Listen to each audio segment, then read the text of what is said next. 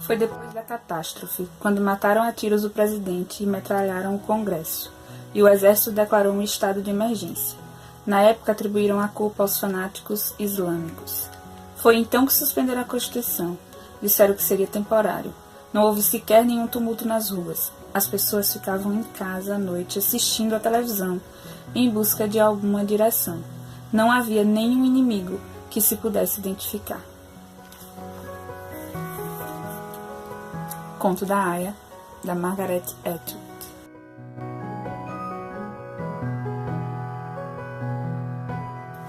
Então hoje eu vim falar sobre as minhas impressões de leituras desse livro aqui, o Conto da Aya, da Margaret Atwood. Eu pensei em fazer um roteiro, eu pensei em me planejar completamente para fazer esse vídeo, mas aí eu resolvi vir aqui sem roteiro nenhum e apenas falar sobre o que eu senti quando eu estava lendo esse livro. Que é um livro, eu posso adiantar, muito forte. Se você é mulher, se você já pensou sobre as questões que envolvem ser mulher no mundo atual, você vai precisar de uma dose de coragem e de estômago para terminar essa leitura. Primeiro de tudo, a gente vai ficar conhecendo essa história pelos olhos da Aya, pelos olhos da Offred. A Offred conta pra gente o que aconteceu e o que está acontecendo aqui nessa história.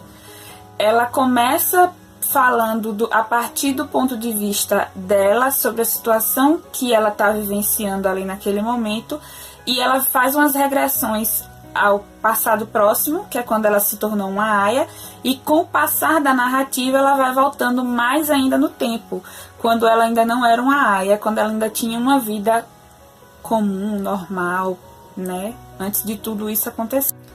Então, nessa história, por algum motivo, as mulheres perderam a fertilidade. E aí eu fico me questionando se só as mulheres perderam a fertilidade, se os homens também não perderam. Porque a história gira muito em torno dessa fertilidade que era atribuída, essa não fertilidade que era atribuída às mulheres. Mas e os homens, né? Não é questionado a infertilidade masculina, só a fertilidade ou infertilidade feminina. E essas meninas ou mulheres que por algum motivo foram escolhidas, por algum motivo não, o motivo era, todas elas tiveram um filho antes dessa mudança ocorrer. Elas tiveram um filho, então elas foram consideradas férteis. Já que elas tiveram um filho antes, elas seriam capazes de ter um filho depois. Então, todas essas meninas que obedeciam esse critério, meninas ou mulheres, foram enviadas para um tipo de campo de concentração, por onde elas passaram por uma lavagem cerebral para se tornarem aias. As aias serviriam nessa nova organização social apenas como reprodutoras. Então, elas estariam ali apenas para reproduzir para os casais das altas patentes que se organizam ali naquela sociedade. Esses casais que não podiam mais ter filhos fariam uso da Aya para continuar procriando. Problemático? Muito. Convenhamos. Então, o que é que acontece? A Offred vai contar pra gente como foi esse processo de lavagem cerebral pelo qual todas essas meninas passaram e de como funcionava esse campo de concentração que elas ficavam. Então elas passam por essa lavagem cerebral através de uma doutrinação religiosa, né? Religião, principalmente as cristãs pentecostais, elas trabalham muito essa questão da culpa. Então a culpa e o medo, e é isso que acontece com elas. Elas acabam condicionadas a reagir de determinada maneira, e elas passam por esse processo de lavagem cerebral a ponto de acreditarem no que está acontecendo ali, de acreditarem piamente que elas são escolhidas de Deus para procriar apenas e para manter a sociedade viva. Chega um momento aqui em que se desenha muito isso, de que elas ainda estão lembrando da vida passada, porque aí tem essa referência ao mundo como era antes, então elas se lembram ainda do mundo como era antes, mas que chegaria um ponto que as futuras aias nem sofreriam, porque elas não saberiam como é que foi o mundo antes, então elas só seriam aias e tudo bem, né? Elas iriam viver essa vida sem questionar, sem refletir sobre o que estava acontecendo. E aí daquele, né? Imagina aí, Então as moças são muito controladas, as meninas, as mulheres são muito controladas, as aias, e elas passam por esse controle de tudo, da escrita, da leitura. Não é permitido que elas leiam, não é permitido que elas escrevam. Toda uma culpabilização em volta do corpo, em volta do desejo. Chega um ponto aqui nessa história que a Offred, que é quem está narrando a história pra gente, mostra um desconforto com a própria pele. Logo no início da história, ela mostra um desconforto com a própria pele. Ela toma banho sem se olhar, porque ela não consegue se olhar. A vestimenta delas é muito assim também. É uma roupa que não permite nem que elas tenham contato com o próprio corpo, porque as únicas coisas que ficam de fora são as mãos e a pele do rosto, e então elas não têm nem a possibilidade de acariciar o próprio braço, de sentir a própria pele. Isso também é uma coisa que me impactou muito, esse controle do corpo, que a mulher já experiencia tanto na sociedade em que a gente vive.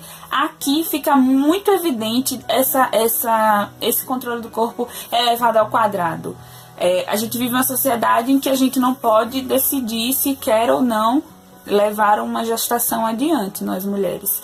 E aqui a coisa é tão mais grave, tão mais potente, que a mulher sequer pode se tocar. Aí esse trecho que exemplifica bem essa questão do corpo diz exatamente o seguinte: de mangas compridas, mesmo no verão, para nos livrar das tentações de nossa própria carne, para nos impedir de abraçarmos a nós mesmas com os braços nus. Então essas mulheres sequer podem se tocar, porque é tirado isso delas. Esse livro foi escrito em 1984 e ele só foi publicado em 1985.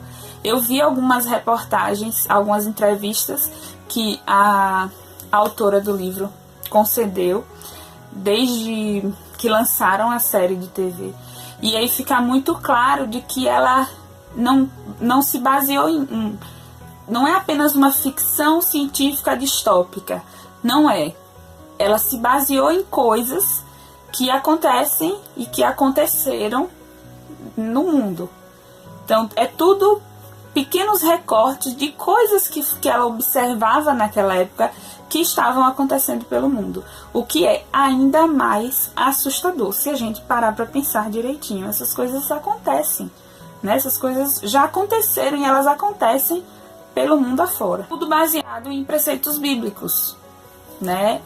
A forma de doutrinação dessas meninas, dessas mulheres, dessa sociedade é toda baseada em preceitos bíblicos. Inclusive, a citação que abre aqui o livro, logo na primeira página do livro, é de Gênesis. Então ele diz assim: vendo, pois, Raquel que não dava filhos a Jacob, teve Raquel inveja de sua irmã e disse a Jacob: dá-me filhos, ou senão eu morro. Então se acendeu a ira de Jacob contra Raquel e disse: estou no lugar de Deus, que te impediu o fruto do teu ventre? E ela lhe disse: eis aqui a minha serva Bilha. Entra nela para que tenha filhos sobre os meus joelhos, e eu assim receba filhos por ela. E é exatamente assim que acontece o tal do ritual, uma vez por mês, quando aquela aia está fértil. O comandante vai ali conceber num ato de... na história ela fala assim, que não é um estupro porque ela está consentindo, e que também não é sexo porque ela não está sentindo nada. É apenas um ritual, ela deixa isso muito claro. Mas é uma violência, é um estupro a partir do momento em que ela passa por uma lavagem cerebral que permita que aquilo aconteça como se fosse uma coisa normal, uma coisa natural. E eu acho que para toda mulher que, como eu, se interessa muito pelo feminismo, é gritante essas características que o feminismo desde sempre discute. E aí vai muito uma característica da escritora. A Atwood é muito ativa nessas questões de luta pelos direitos da mulher. Ela está sempre envolvida nessa luta. Esse livro talvez seja uma grande declaração de luta pelo direito da mulher. E eu acho que uma outra grande sacada da Atwood aconteceu no final desse livro, porque o livro, e aí aqui vai talvez um spoiler, e se você não gosta de spoiler, tchau, até a próxima. Mas o livro, ele é muito didático nesse sentido. A gente vê tudo o que acontece com a mulher, né, diante dessa situação, né, nessa nova organização social. E aí no final do livro, que seria como se fosse um escrito histórico com relação àquilo, né, com relação a esse evento. É como se fosse um pós-fácil, mas está dentro da história. É como se fosse um pós-fácil para a gente saber o que aconteceu com a Offred. Mas não é um pós-fácil, está dentro da história. Uma palestra que um estudioso vai fazer, e ele vai falar sobre esse conto da Aya, que seriam essas fitas encontradas que a Offred teria gravado para deixar para a posteridade ficar conhecendo, ficar sabendo o que aconteceu durante aquele período. Só que aí o que acontece? Esse estudioso, no final de tudo, da história toda contada, e ele consegue dar alguns exemplos que a própria Atwood usou para criar essa história, alguns exemplos de coisas parecidas que aconteceram no mundo naquele mesmo período de tempo. Ele, ao final dessa palestra, ele continua colocando em xeque o que foi encontrado, as fitas que foram encontradas, o que a Offred disse. Então é muito didática essa história nesse sentido, de que mesmo a mulher passando por tudo isso e dizendo, olha, tá aqui, foi isso aqui que eu vivi, foi isso aqui que aconteceu, vai sempre aparecer alguém, ou um homenzinho, ou qualquer um que seja, para dizer, será que foi isso mesmo? Será que ela não tá mentindo? Será que isso é real? Porque assim, a gente não acha provas. A gente não viu isso acontecendo. É a primeira vez que se ouve falar disso e tal. Então, até no final da história, até quando era pra gente meio que ter um closure, um fechamento dessa história, ele fica assim, né? Ela fica em dúvida porque um homem está pondo em dúvida o que aconteceu com a Offred. Porque talvez a Offred não tenha falado a verdade. E aí vem uma série de coisas na cabeça da gente nesse momento, sobre coisas que a gente pensa quando fala sobre denúncias com relação à violência sexual, denúncia com relação à agressão física que mulher... Por que você não faz a denúncia? E aí quando você diz, porque ninguém acredita na gente, porque ninguém acreditaria na gente. E aí vem sempre alguém dizer, nada disso, tem que denunciar, porque e tal... E aí aqui, quando você pega a denúncia feita por uma dessas vítimas, vem o cara pra dizer que eu acho que isso não aconteceu não, eu acho que isso é só balela dessa mulher aí, ela criou tudo isso. Não é fácil ser mulher, gente, nunca vai ser, tá? Eu acho que uma das coisas também narrativas que eu achei mais legais aqui nessa história é que eu fui ler o livro, e o tempo todo em que eu estava lendo o livro, eu fugi de todos os spoilers possíveis. E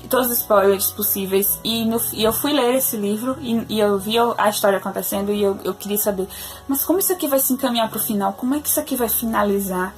Como é que isso aqui vai acabar? Eu quero ver. E aí eu vi as páginas se acabando e a história não se encaminha para o final que eu gostaria de ver da história e tal. E aí no final é um final completamente aberto, né? E aí vai ficar na gente o significado desse final do livro. E nessa entrevista que ela deu nessa rádio, a Atwood, ela diz isso, que o livro ele deixa essa proposta de final para a mão do leitor, né? Então o leitor vai dar essa proposta de final que ele achar interessante. E aí ela fala uma coisa, o entrevistador questiona ela sobre a segunda temporada do The Handmaid's Tale, que é a série, né? Que virou hype, que tá todo mundo vendo.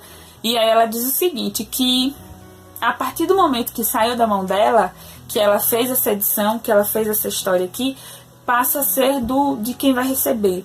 E que assim também vai ser com a série, né? Se a série acaba no mesmo ponto do livro, a segunda temporada está na mão de quem vai escrever aquela história. E que ela também tá muito curiosa para saber o que aconteceu com a Offred. Eu achei sensacional ela dizer isso. Ela também quer saber o que aconteceu com a Offred. Eu não tenho coragem de assistir a série porque eu tive pesadelos. É sério. Teve uma época que eu tava lendo isso aqui e que eu tive pesadelos. Refletiu demais no meu subconsciente e eu acabei tendo pesadelos com isso aqui. E eu fico imaginando ver, né? Ver essa história em forma de série. Eu acho também que não vai ser uma coisa agradável pra mim, então eu vou dar um tempo dessa história, eu vou dar um tempo desse sentimento que essa história me trouxe. E aí, quem sabe, né, daqui a um tempo, quando sair a segunda temporada, eu volte pra ver a série. E aí eu posso até voltar aqui pra dizer, pra fazer um comparativo entre a série e o livro. Mas nesse momento não, eu fico com o livro e tá bom, tá de bom tamanho no momento. Então era isso, eu li o conto da Aya, da Margaret Atwood, e eu gostei demais, e talvez seja um livro que eu relerei, que eu vou fazer uma releitura em algum momento da minha vida no futuro. Ele vai permanecer comigo por isso, porque um dia eu acho que eu volto aqui para ler, quando eu tiver um pouquinho mais de conhecimento sobre feminismo, eu volto aqui de novo e faço mais uma leitura, porque é uma história muito, muito, muito interessante. Beijinho, tchau e até a próxima.